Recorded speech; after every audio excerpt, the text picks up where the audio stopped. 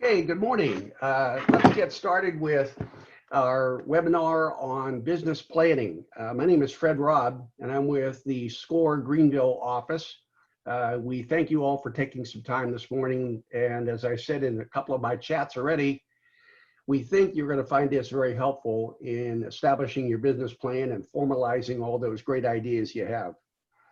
Couple things. The workshop does deal with business planning. We do have a Q&A session planned for after the seminar is over, but you can ask questions anytime. I'll be monitoring those. I'm your host, and even the chat. So we'll introduce you to our instructor in just a minute. A little bit about SCORE. We've been around for about 50 years, and we've worked with well over 5,000 different businesses in the 11 county area that we serve. We're business mentors. We're all volunteers. We're here to help you in any way we can. And if you're interested in a business mentor after the seminar, please go on our website, which is piedmontscore.org, and request a mentor. We're here to help you. We get probably 30 to 40 requests for help every week. And sometimes it's just a simple question, and sometimes it's helping you all the way through with your business plan to actually opening the doors. I'm going to introduce you to Jerry. Jerry Smith is our instructor. He's a longtime and a wonderful mentor, so it's possible that you could get him as a mentor as things go on. He's also our co-chairman of the chapter, does a wonderful job, and he's our education director. So with that, I'm going to turn it over to Jerry. And again, any questions or chat, please let us know. We'll try to handle them as they come in. Jerry? Thanks, Fred. Yeah, again, everybody, welcome to our workshop on the Lean Canvas. As we get here, a new approach to business planning. And you know, who might this benefit? And as I could see, as logging in, taking a look at the participant window, we got a lot of people watching the presentation this morning. And some of you are at the beginning stages of working on your business. Others maybe have been in business for quite a while. Each one of you are facing unique challenges, especially today, as we're going through everything from the pandemic to the economic changes that are happening. But there is a commonality in business planning, no matter what type of business that you're running or planning on running. Therefore, really anybody that's logged in this morning, as long as you have the desire to start or become a business owner, you'll be able to benefit from this workshop. There's a lot to cover today, and as Fred just mentioned, SCORE's here to help. So please use the Q&A as we go through to ask questions, and we'll do our best to answer them. And also, again, as Fred mentioned, after the workshop, if you feel you need some more help, some one-on-one guidance moving through your own Lean Canvas, reach out to us and sign up for a mentor, and we'd be happy to spend some time with you and go through that on a one-on-one basis. So business planning, what is it? It's a roadmap that sort of outlines how your business will achieve its goals. The word roadmap there it's sort of critical because it's not a definitive blueprint. It's not exactly how you go from point A to point B. There needs to be some subjectivity, some variability that allows you to be dynamic on that process, to be able to adjust as the external environment, as we just seen over the last few months. How are we going to sort of turn on a dime if we have to, and sort of reinvent the business in some cases. But that's why the roadmap will help, and it needs to be able to be adapted and updated. Why do we do it? Well, we get this quote here from Yogi Berra. If we don't know where we're going, you'll end up someplace else. So yeah, basically, we need a plan in order to navigate where we're going. And when should it be done? Well, ideally it would be done before you start your business, but really it can be done anytime. It's never too late to start the planning process. And the other thing is to keep it updated and to sort of continually go back and adjust and adapt, as we've been talking about. Who's involved with the planning process? It really depends on the size of the company. Well, one thing is for sure that the entrepreneur, they have to lead the process. You can't turn over the overall business planning process to a team. They can certainly be part of that and a significant part of that, but it has to be led by the entrepreneur. It's just too critical, and it really defines, what the business truly is. And how can it be done? You're either using a full comprehensive business plan or a business modeling tool. Then there's a few of them. And today we're talking about the Lean Canvas, which is the business modeling tool that SCORE has been using. So, why is it needed? What we find is that most small business owners, they really don't need the full-blown business plan. But what they do need is they need some help determining if their idea can become a profitable business. And they also need some help developing a reliable roadmap that'll guide them there. So, what are the differences? Over on the left, we see the comprehensive big business plan, the 3-ring binder, multi-page book. Some of the downfalls there, there are actually some very good uses for that, by the way. But let me just talk about, where it's differences to the Lean Canvas. But it's hard to see relationships. They're structured in a way where it's very regimented. You go through a sort of an outline from, an executive summary to a marketing plan to financial projections to, different components, and they're almost in their own silos. So by default, there's usually a lot of fluff contained within that plan, which is really just text that really goes into more depth about the overall structure of the company, the segmentation, the market, critical stuff, but often a little bit wordy or more so than what's needed. It certainly contains detailed financial projections. That's a big part of an official business plan, is the detailed financials that are within there. But as you're starting a business, you may find that that they may or may not be realistic. You're making a lot of assumptions as you go through, and that's common and sometimes unavoidable. But basically, that's one of the downfalls as well. And the other thing is that once it's created, it's really reviewed or modified. It's usually created for the sole purpose of obtaining financing, because banks will require a full business plan when it comes down to financing your business. So compare that to the right, to the Lean Canvas. You see the template there, and it's simple. It's a single page, a poster, an iPad app. I think there's even a website out there that allows you to dynamically use their tool to fill out a very similar one. It might be slightly modified from this, but there's lots of versions of this that make it as easy as it can be, from literally just printing out this template and writing it with a pen, and just jotting down your ideas, working through it. It's visual and dynamic. Easy to understand the relationships because there's a flow from that first customer problem sort of identification in block number 1 all the way down to block number 2, which are your key metrics. In other words, how do we monitor and know that the business is actually successful, that it's actually moving in the right direction? We need to measure and map something. So those are what we call the key metrics. What you'll find is that this template focuses on customer needs. And it really is 9 of the 12 blocks are really focused very heavily on the customer. So it has an external versus an internal focus. And what's sort of meant by that? An internally focused company is one in which systems, processes, and internal politics really, they matter the most. And some people may have been involved with those types of organizations throughout their career, and they'll know what I'm talking about. Where it really comes down to these, just day-to-day internal, and some of those things are critical. If you're doing something that has a ISO 9000 or even what they call lean manufacturing and Six Sigma, where we're measuring and we're trying to reduce tolerances and times, but you get too focused on that, it just becomes, hey, what's the company doing? And you lose track of what's truly important, which is what your customer is thinking. So, these internally focused companies, they often expect their partners and their customers to conform to their way of doing things. Versus an externally focused organization, on the other hand, it typically emphasizes the market needs and the overall customer experience. So what you're going to find is that the lean canvas is heavily geared towards an external focus. So, what are the uses of this tool?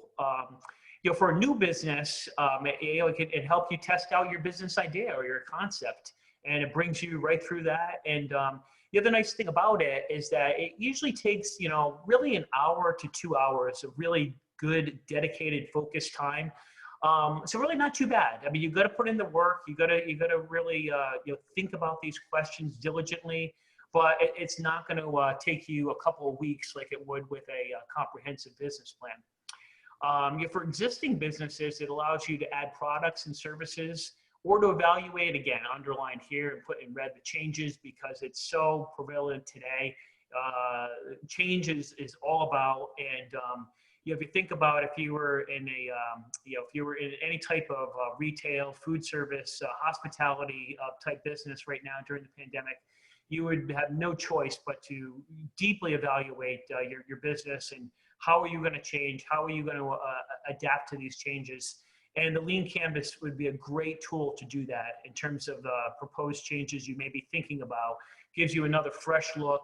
And what we're finding, what Fred and I and the other mentors are seeing, is that the companies that are adapting to this, not only are they moving ahead, they're starting to thrive, and they're reinventing their business in a way that even when this is all over, they're finding that they're going to be able to utilize these changes and keep them in place, and they make their business stronger. So the Lean Canvas is a great tool for existing businesses. And for any business, it helps understand what we call the business journey that all businesses go through to achieve success.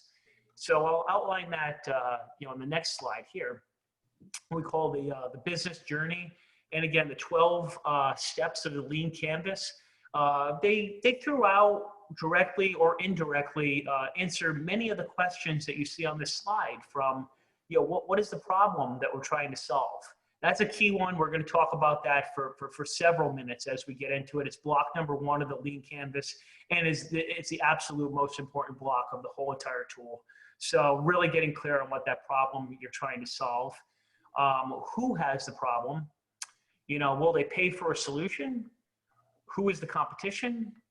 Why is my solution better? What unique value will it bring? And can you establish a competitive advantage? How will you reach the target customers, make sales, actually get paid, make deliveries? How would you service if it's a product? How would you service it?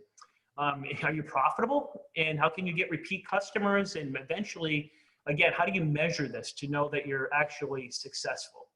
So it brings you from the your idea all the way through the this roadmap to again to the your actual successful business.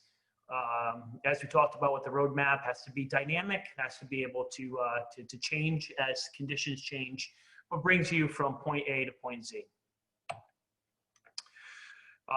So the other thing that's important to realize is that there needs to be one plan per idea. Most small businesses really do focus around one general concept. It doesn't have to be so granular that every little differentiation within the product needs a new Lean Canvas. But the example I have here is, let's say you're starting a bakery, and you're starting off with your typical bakery items. And you've got donuts and cupcakes and croissants or whatever, and cookies, and you're selling those, and that's fine, and that's your bakery, and you're perfecting that and rolling along. But things start to go really well, and then you decide that, hey, maybe we should open a lunch catering service that sort of ties in with the bakery. It's part of the same company organizational structure, but really, if you think about that, that's pretty significantly different. That should require its own Lean Canvas. So it's all one company, but you have a separate Lean Canvas that really outlines significant segments within that one company. So keep that in mind. A lot of you right from the beginning might say that, hey, I've got a product business that also has a service component. You may need to separate those out, and you might need to create two Lean Canvases to identify each one more clearly. So this is what it looks like. We got the Lean Canvas. This is a template. And what we're going to do through the presentation is we're going to go through each one of these boxes one at a time. So I'm not going to spend too much time here on this one screen, but you'll also notice that in blocks 3, 6, and 8, I wrote in second pass. And that doesn't necessarily have to be your second go around, but what Fred and I have sort of noticed is that clients will get sort of hung up on these 3 boxes for whatever reason. And I think some of it is just the semantics of what we're talking about in those, and they get a little confused as to, hey, what is a unique value proposition versus the elevator pitch? So we say just hold off on those 3. Let's go through the other 9 components, and then we'll circle back because they usually become a little bit more clear once you define the other components. Some clients can go right through it. They don't need to do 2 passes. They can see, you know, what they're trying to achieve in each one of those blocks. So that's just a suggestion in terms of waiting for the second pass, but we found that to be helpful in some cases. So let's start here at the customer problem. So again, as I said before, this is really the key. It's really identifying, you know, what that problem is. And the one way to look at it is it's often emotional. You're trying to find what the underlying issue you're trying to solve. And what I mean by emotional is you're either typically trying to satisfy some sort of need or craving, or you're trying to mitigate some sort of frustration. So, we talked a little bit about the bakery, and that's, let's say, hey, they're really at the end, we're trying to satisfy that craving for something sweet, or maybe, the mom going in and buying something for the kids that she's going to bring home, and then just the reaction of that produces. So think a little bit more through the customer's eyes and put yourself in their shoes and think about that emotional component that you're really trying to solve. What is this problem? A cleaning service, that's probably more on the frustration side, or a landscaper. They come home and, hey, I just don't have time, or I'm too tired every weekend to do the landscaping. The company is providing a service that is going to mitigate the frustration for that particular customer.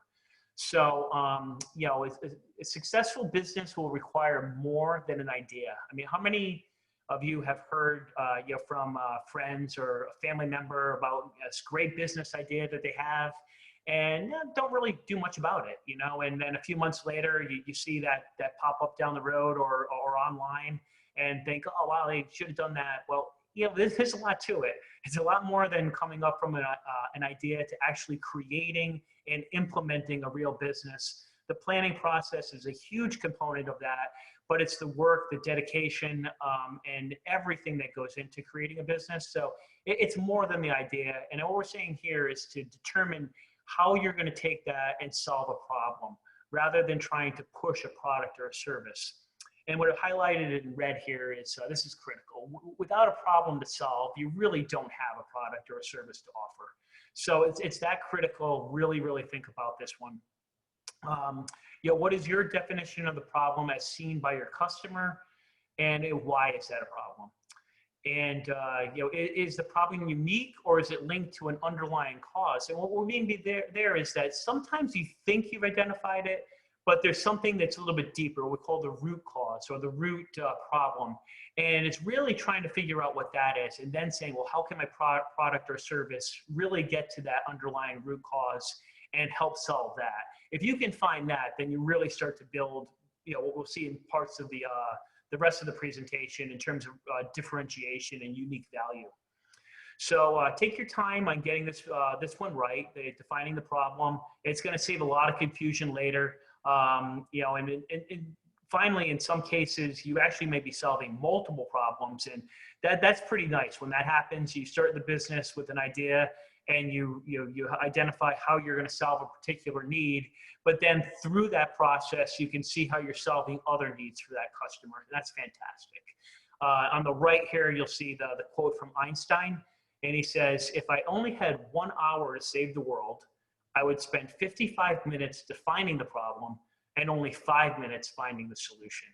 Well, that sort of sums it up. And the reason being is that defining the problem with that level of clarity often brings the solution to light very quickly. So it's the ambiguity of not quite understanding the problem that creates the difficulty with the solution, if that makes sense. So again, I can't emphasize enough, spend a lot of time on this block, really try to figure out what that customer problem is. So now we'll move into what we call the customer segments. And this is another one that entrepreneurs have to really realize. Not everybody has the problem you're trying to solve. So yes, you have this great product, you have this great service, but it's not for everybody. There's only a small fraction that will be good potential customers. And what we mean by that is that number one, they have an immediate need for that product or service. They're in the right location. So, so if they're craving that cookie, but they're not in the location of your bakery, that's not going to help. They're gonna go somewhere else to satisfy that need. They have a readiness to buy. So in other words, hey, I think that's an interesting idea, or I think that I like that concept, but they're not really ready to put their credit card into your website and purchase. So again, back to location, that can be physical or virtual. How do they come across? By driving by, or how do they find your website or your social media page or wherever you're promoting this? Focus on who is making the actual purchase decisions versus who is using the product. And the typical example is the child and the parent going into the toy store. Who is actually making that decision in terms of the purchasing? Never assume that you know your customer and their needs without interacting directly with them. So again, Fred and I and the rest of the mentors, we've seen this a number of times. And it's pretty typical. We get an entrepreneur and they're starting their business and they're developing their business plan and spending lots of time with demographics and doing research and building their business plan. And they get to the point where they're getting close and they think they're ready to start their business. But at this point, they haven't talked to a single potential customer. And we can't recommend highly enough that you have to get out there. You got to talk to people. You got to talk to your potential customers. Run your business concepts by them and listen. Be prepared to adapt based on the feedback. And there's always going to be feedback. Sometimes it's hard to hear, but it's so critical at the planning stages. So really do that. Get out there and talk to them. So we got this quote by Tony Robbins, my last bullet point here. The biggest mistake most businesses make is falling in love with their product or service, not with their clients. All right, so this is the first one that I said that you may want to come back to on the second pass, but let's talk a little bit about it. This is what we're calling the pioneer adopters, which are customers who already recognize the need for your product or service. So another way this is sometimes phrased is the low-hanging fruit or the easy sale. They're sufficiently dissatisfied with what the current offerings are, and they're receptive to alternatives. Just because what they perceive to be out there right now just isn't satisfying what they need or what their actual problem is. They're more likely to be ready to act when they're offered a solution. And while most others, they actually need to be convinced of the benefit, and others also need to really be assured of the lack of risk in using your product or service. If they're going to invest something in it, they really want to make sure they're getting value. If you can't sell to this subsegment, you really can't sell to others. So go out there, find the pioneers. This is a little different than when I say the easy sale. This isn't selling your product or service to your friends and family. That could be an easy sale, but they may not necessarily be the pioneer adopters.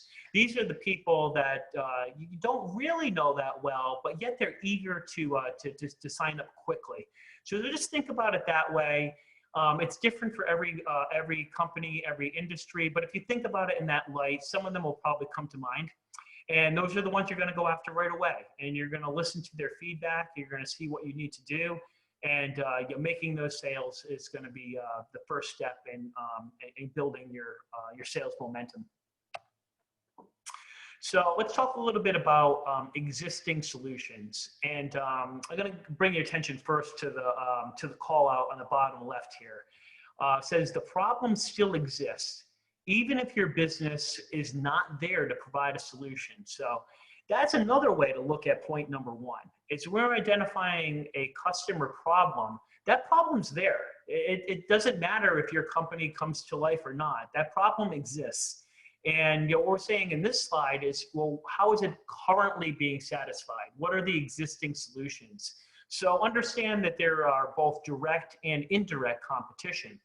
The direct competition, that's fairly easy. So you're you own the pizza shop, and you're thinking, who are my direct competitors? Well, those are the other pizza shops that are in the same geographic area that are delivering to the same customers within that area. That's pretty straightforward, but you may not be thinking indirectly. Now put yourself in the customer's shoes. It's a family looking to go out, an inexpensive, good quality, fast dinner.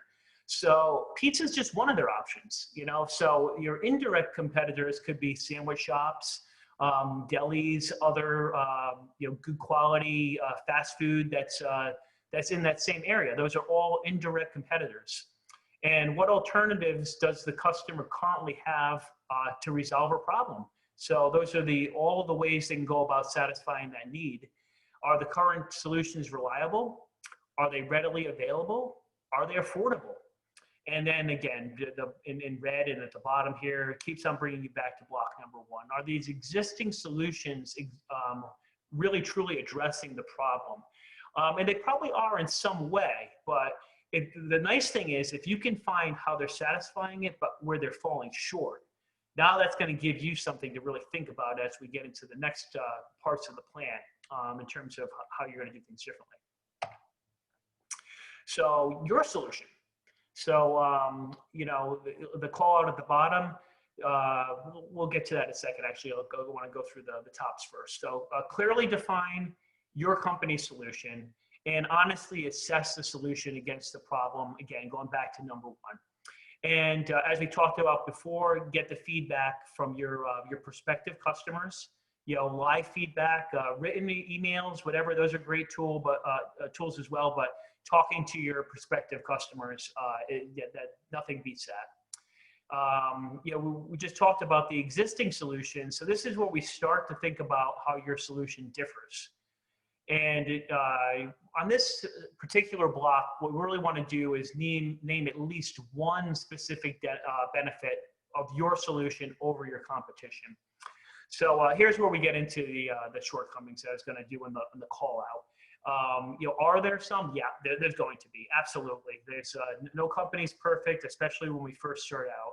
So if so, how can these shortcomings be addressed or mitigated?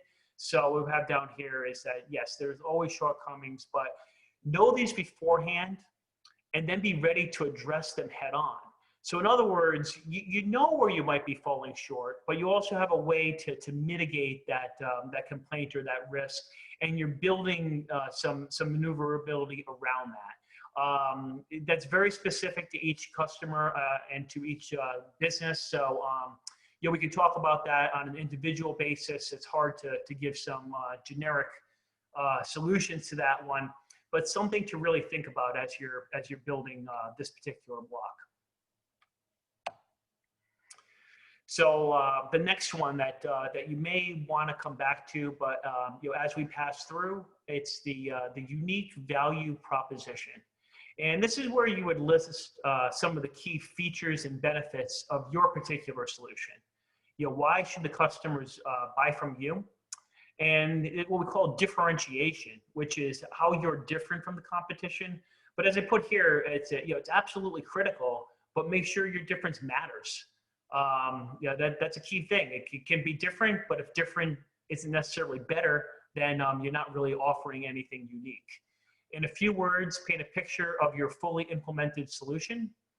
Highlight the customer benefits over the product features. So again, think about your customer, what problem they're trying to solve. It's not about your product. It's not about your service. It's about that underlying problem, and that's where the benefits really come into play.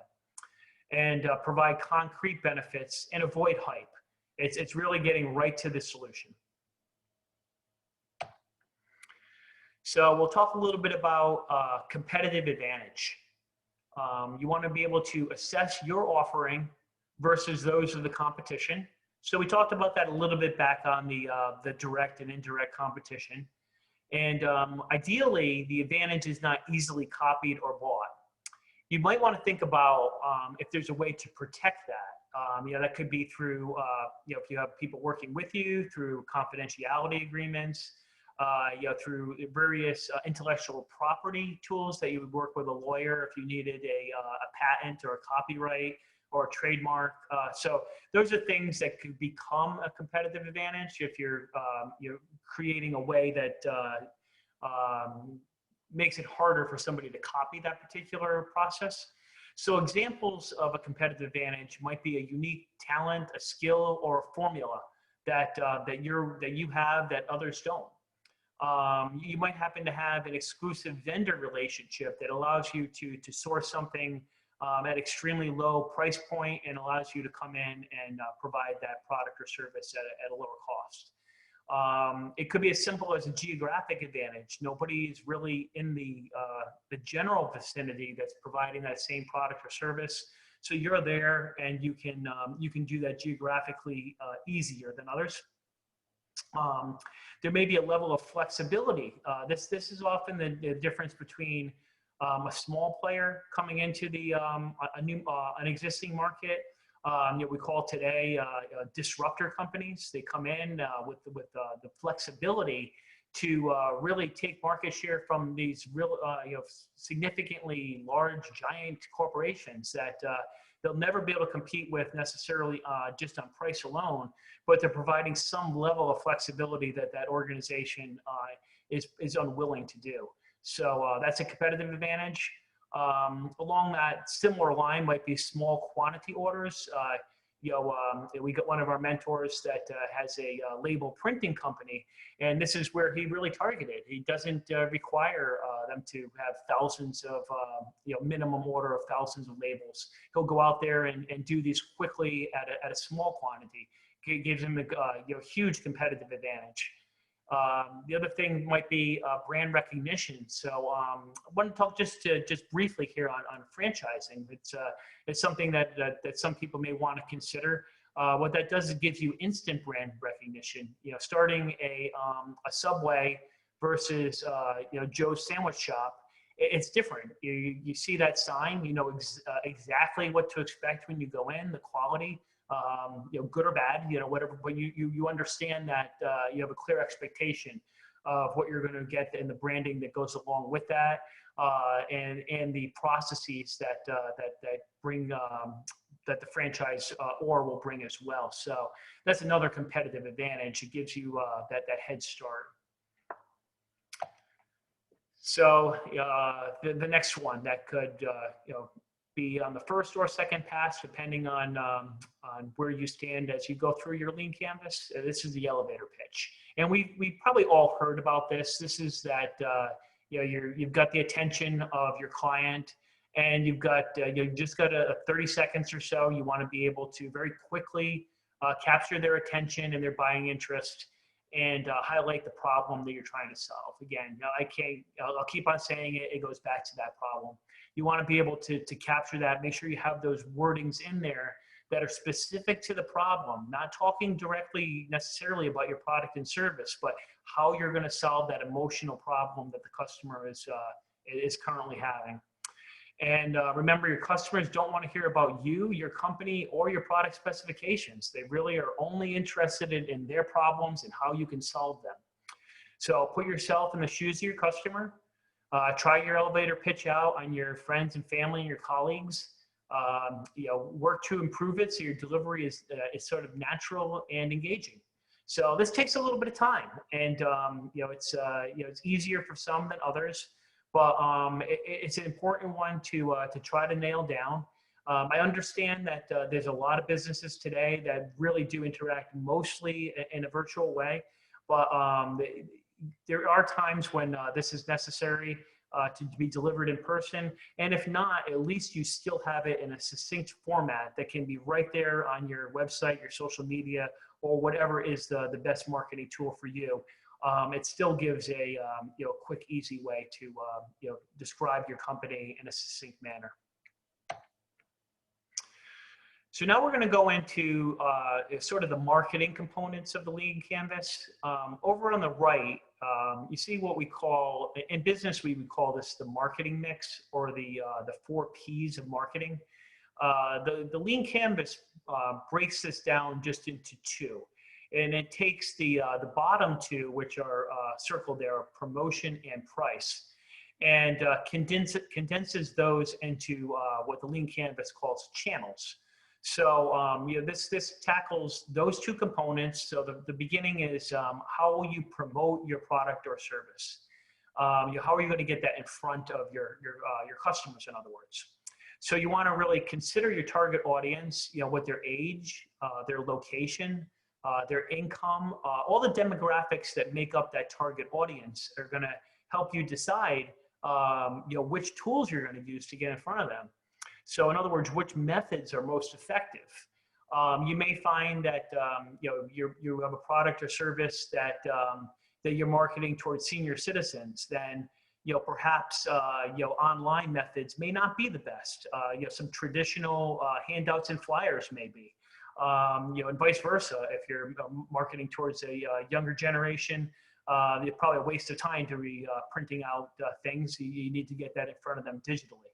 So again, think about who your target market is, and that's not you. It's not you, the entrepreneur. It doesn't matter if you're a 25-year-old entrepreneur. If you're targeting to a different demographic, it's the tools and the methods that apply to your customer, not to you. So really think about it. Again, I'm going to keep on reiterating that throughout the whole presentation. It's all about your customer. It's all about being in their shoes and looking at things through their perspective. So which methods are most effective, and what are the most cost-efficient routes to capture their attention? That's often very important. I mean, there could be some fantastic ways. Maybe you find that through some research that television ad is just the best way to capture this particular audience, but you've got nowhere near the resources to afford that. Well, that doesn't really become an effective route for you, even though it might be a good one to consider. So cost is important. So we go down to the examples. We mentioned your website, your social media, printing and flyers and mailers, direct selling. There's still a lot of businesses, believe it or not, they actually need to sell through making calls or in person through. It's tough today with the pandemic, but it used to be things like trade shows or business to business, particularly having to actually call on companies, knock on their doors and try to introduce yourself. Maybe you have a retail storefront, or maybe you're a wholesaler and you're selling to other businesses on a business-to-business model. Are there clever ways to partner with other businesses that are already out there? You can almost tap into somebody else's channel. An idea here would be a referral program. It's somebody that's already doing this and providing it in a great way. You're tapping into that through referrals. And you really want to have more than one channel. So think about this. How can you get in front of your customer in more than one way? So those are the channels. Again, that's going to take care of the 2 Ps at the bottom, which are the promotion, which is the one area that we really think mostly about marketing and advertise. Promotion comes right to the forefront. How do we get it out there in front of them? And placement, which is, how do we physically or virtually position that product so that it's in front of that customer and they can see that offering fairly easily. The second 2 components of the marketing mix, the top there is the product and the price. So what we mean by the product there are the description and the characteristics and the benefits of the product. And the price is just that. It's your price point. How will you and how will the company generate cash? Well, what we found as mentors is we have to sort of reinforce this pretty regularly. to our clients as they're starting is you need to charge appropriately from day one. We get a lot of clients and they start and it's just almost second nature is they want to underprice a little bit and they feel like, hey, maybe I'm charging a little bit too much, or I need to come in with a little bit lower price point because I'm new to this. And what we found and what we recommend is just the opposite. We have to go out there from day one and price the product appropriately. And that's done by a couple of ways. First is by really studying the marketplace. What are your competitors charging for a similar product or service? And second is understanding your own cost structure. So you can't create a price, regardless of what your competitors are charging, you can't create a price that's going to cause you to lose money. So those two need to come together, both the market pricing and your costing, and between the two of them, you come up with an appropriate prices. And here's a key point. Consider that price is a part of the product or service, and it actually defines who your customer is. So you think about it, some of the higher end brand names, whether it's designer clothes, cars, things like that, the price point is actually part of the product itself. So something as simple as the bakery we're talking about, if you're creating really intricate, designed bakery items, they're not going to be priced the same, or they shouldn't be priced the same as when you go into Publix and just see the bakery items on the floor. So you have to really think about that. And how are you going to position your pricing? Getting paid is the first form of validation. Really think about that. If somebody's willing to part with their money, they're going to give you their credit card. They're going to pay for that particular product or service. That's validating that you're providing value. So that's critical. You want to be able to quantify these revenue streams. And that's done in a few different ways. Typically, we want to not just say, how many sales dollars do we generate, because that's a little vague. We want to be able to get that more specific and quantified by the number of things sold or the number of hours billed. So, for different types of businesses, there's different ways of doing that. So there's service businesses, such as the example here I have is a dry cleaning company. So that could be, the number of items that are serviced. Product sales, we talk about the bakery, how many per month or per day are being sold. Maybe you rent something. Maybe you own storage units. So quantifying that is how many units per month are being leased.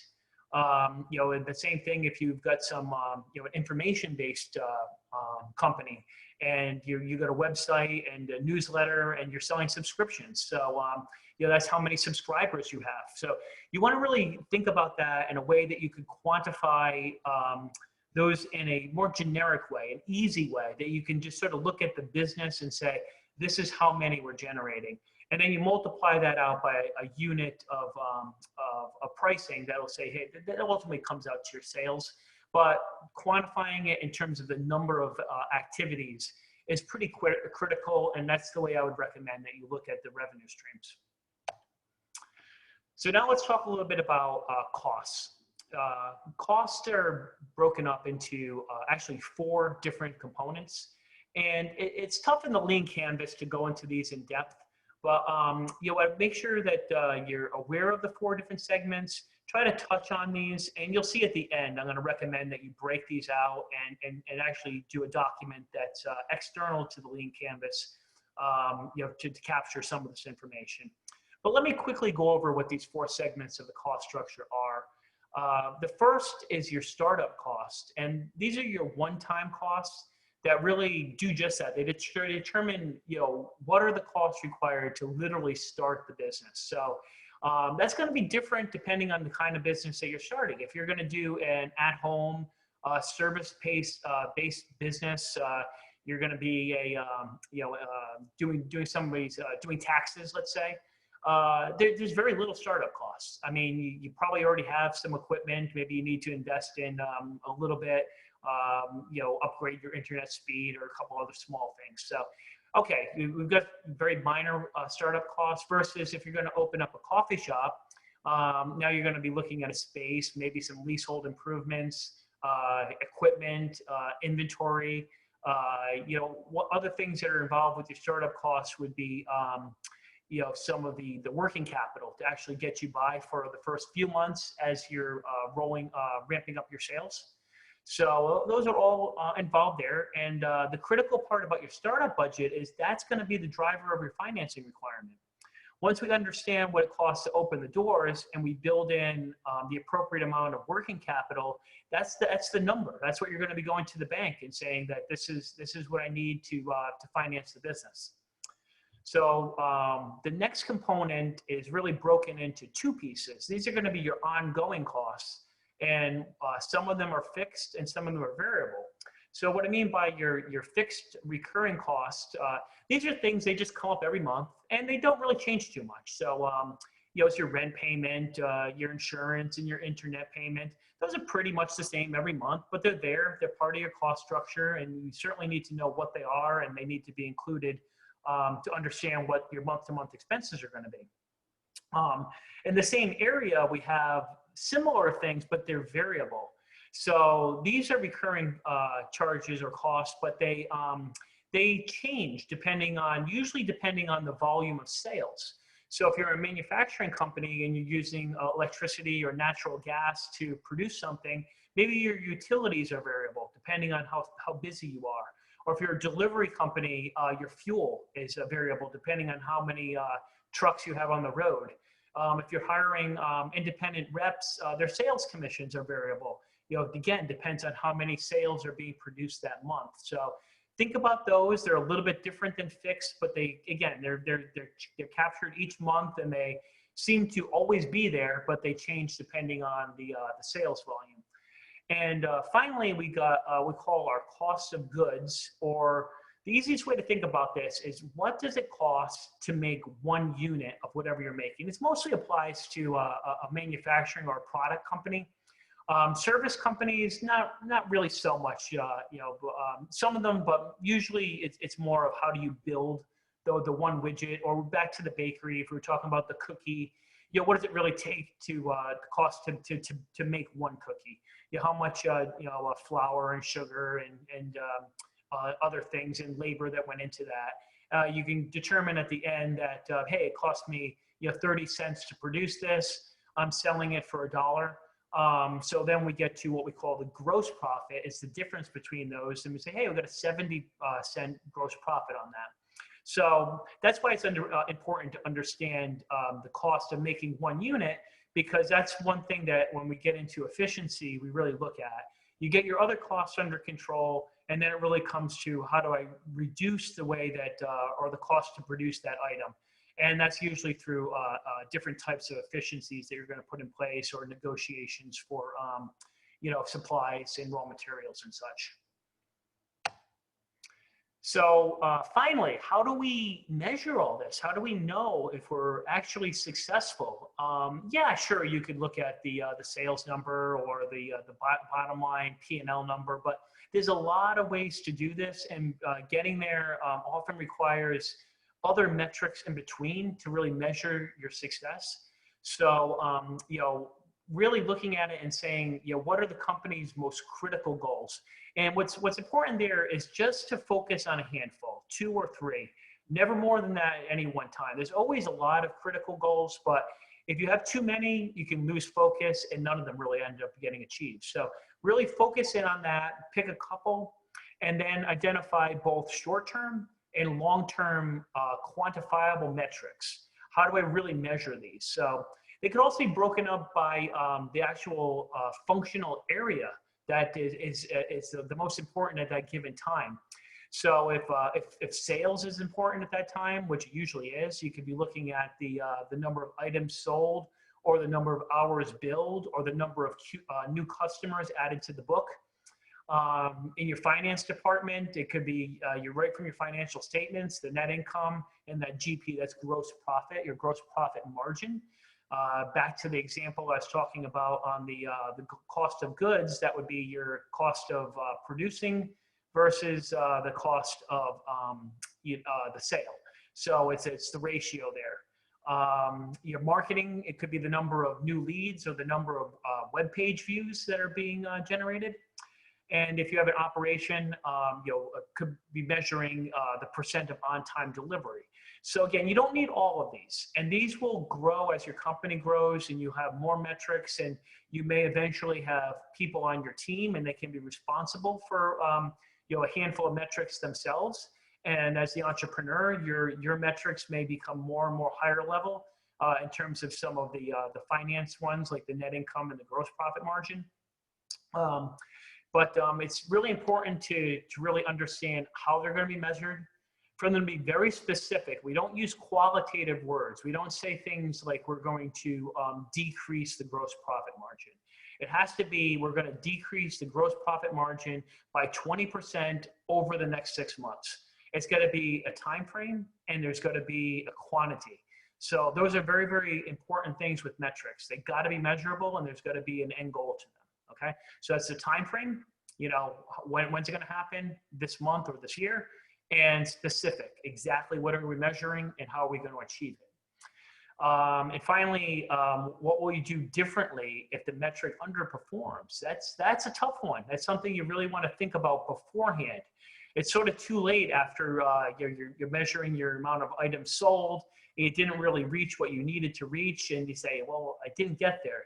You have to think about, what am I going to do differently? And maybe that comes down to changing some marketing. I don't know, but it's something that's unique to each goal or each metric, and something as as the entrepreneur, you really want to think about. It's one thing to have metrics, but it's other thing to have ways to modify your process when the metric isn't moving in your direction. So it's a challenging one, but an important one. So think about that. So really, we can look at the benefits of the Lean Canvas. Hold one sec. We can look at this from two perspectives. The most important one to everybody watching this presentation is, what does it mean to you, or what we call our clients, or as a mentor client relationship? That's a small business owner. So from the client's perspective, the Lean Canvas is visual and dynamic, easy to update, helps determine if your idea can become a profitable business. It gives you that elevator sales pitch. If needed, it becomes the basis for a comprehensive business plan. So regardless if you need the business plan or not, the comprehensive, it's still a great idea to start off with the Lean Canvas, because this information is going to transfer into that regardless, and it gives you a starting point. You can sort of revamp, scratch out, come up with multiple versions of the Lean Canvas fairly quickly before you put a lot of time into moving into stage 2 of the building the actual comprehensive plan. So, it's also the starting point for the developing your financial projections. And if you're, we got a couple of mentors on here as well. So on the presentation, and for your perspective, how does this help? If you're a SCORE mentor, well, it provides a roadmap to guide your client through the process of developing their business. The concepts are easily learned and easily communicated, and it's a tool for the basis of a long-term relationship with your client as you move through the phases of their business. So you can actually structure multiple client meetings as you're going through the Lean Canvas, tackle a few blocks at a time, really help them, navigate through that process. And again, determine, what next stages may need to occur as you're going through that.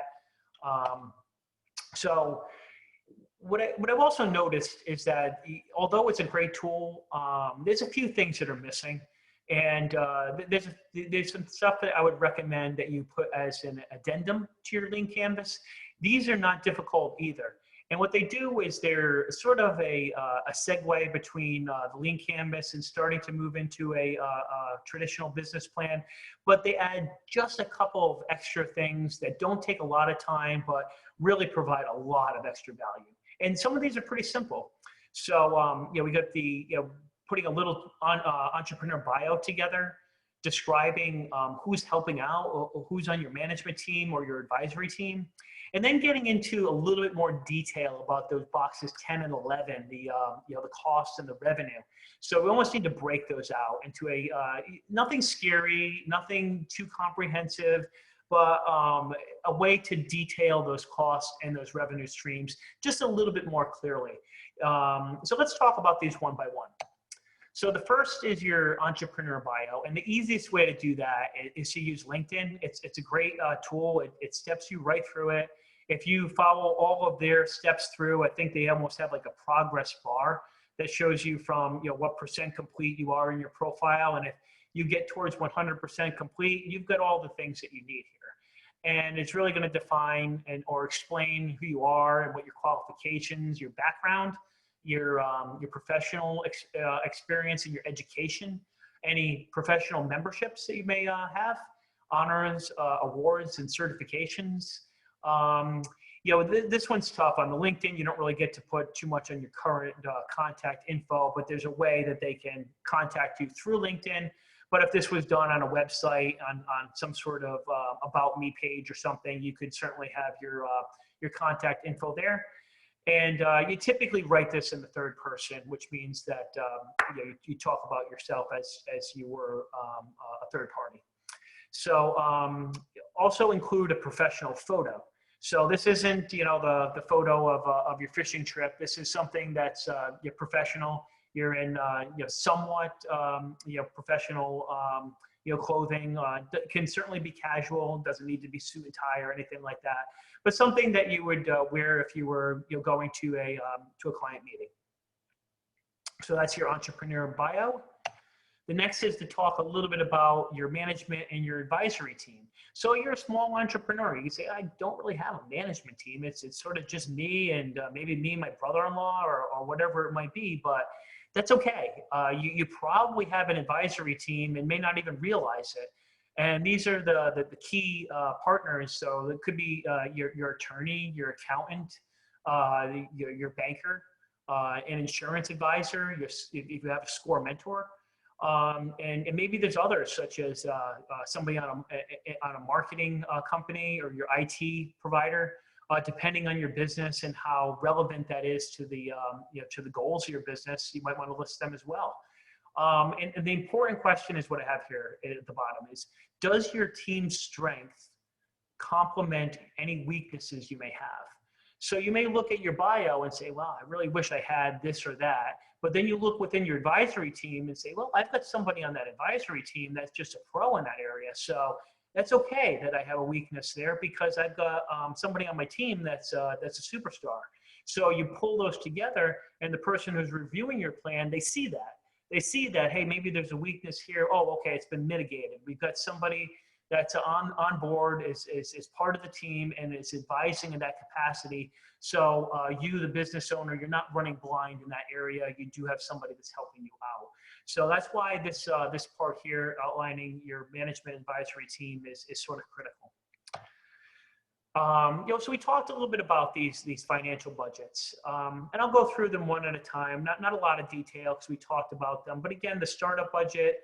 Here's an example here. I think this is a photography business that he's outlining. What it would take to just get the doors open and to start this.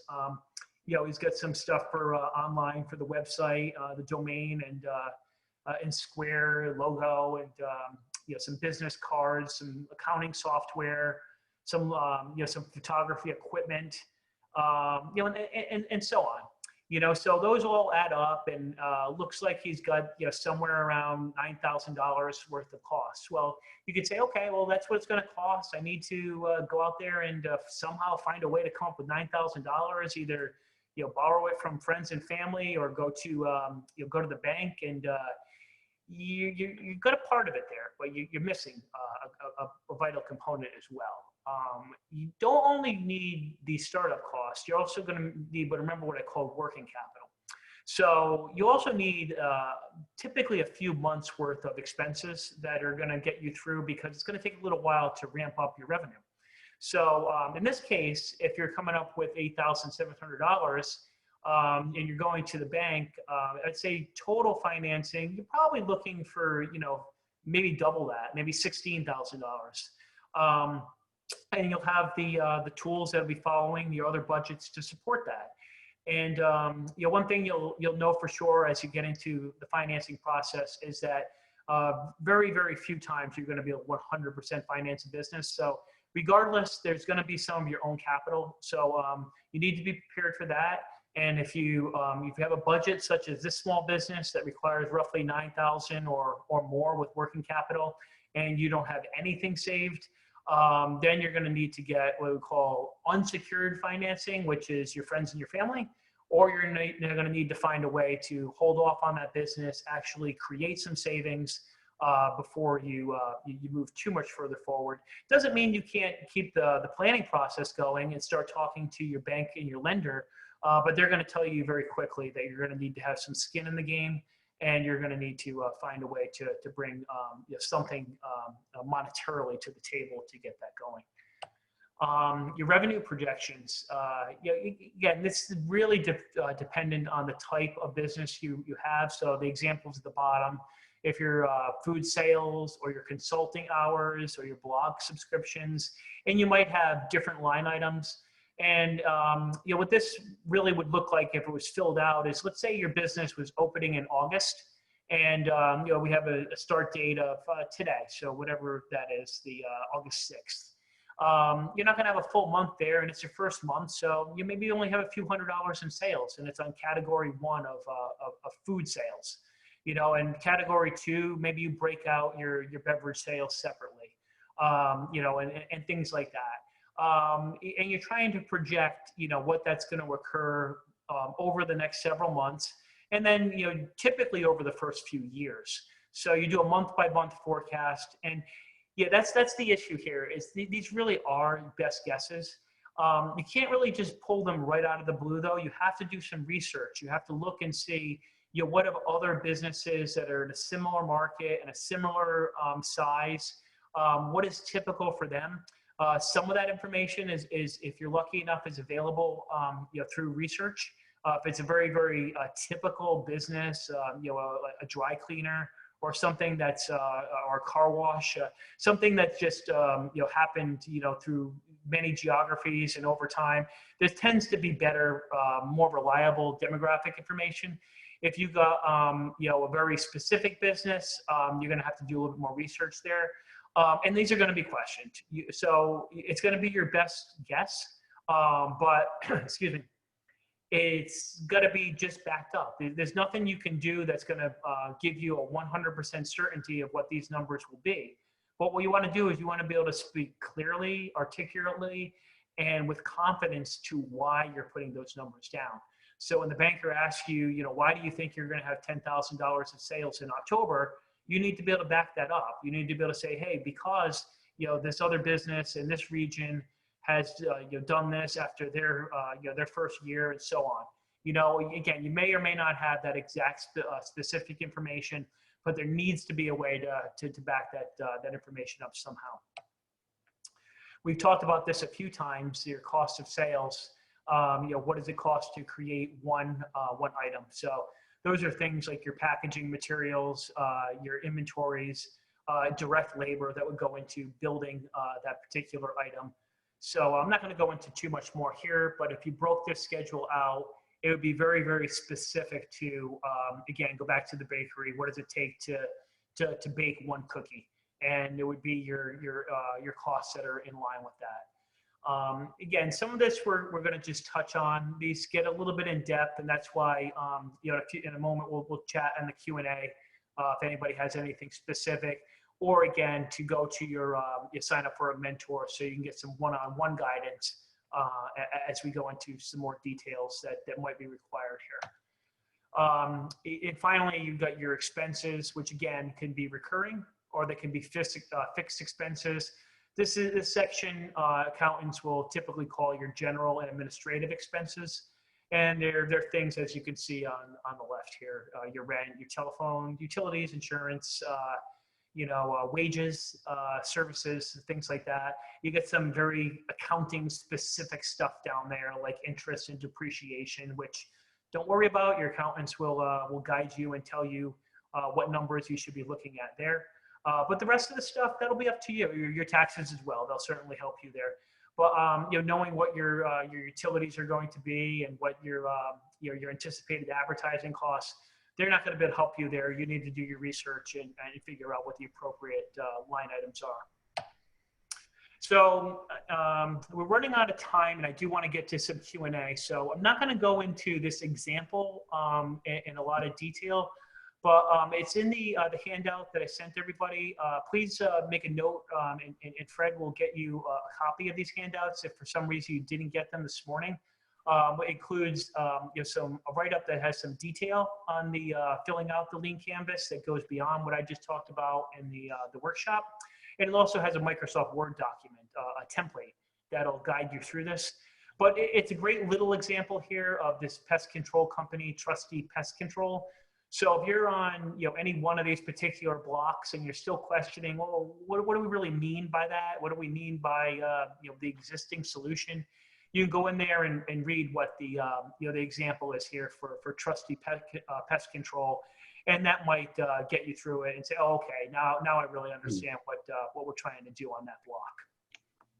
So, with that wraps up the presentation component. I'm going to pause now and take some questions. Anything I can help you guys with. I know we went through this fairly quickly. We've got some time, and I can certainly stay a few minutes after if anybody wants to go into some more Q&A. Well, Jerry, I have a few comments if you don't mind. Mm-hmm. First of all, thank you. You did an awesome job as usual. Very, very helpful.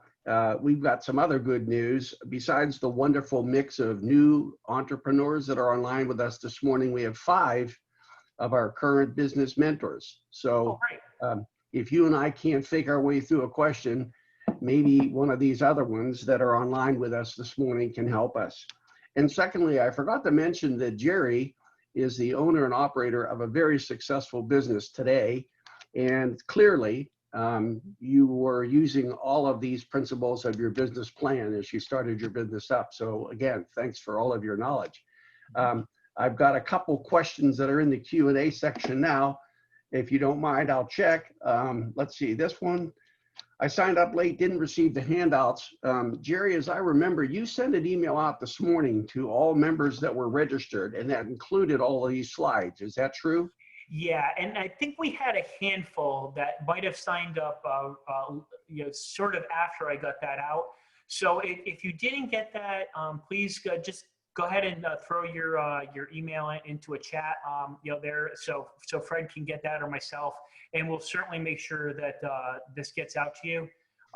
We'll follow up across the board. In fact, don't even worry about it. Everybody that's registered, I'm gonna resend all of this at the end, along with a copy of this PowerPoint. So if you didn't get it, as long as you're registered, keep an eye on that email that you registered with, and it'll be coming your way sometime today.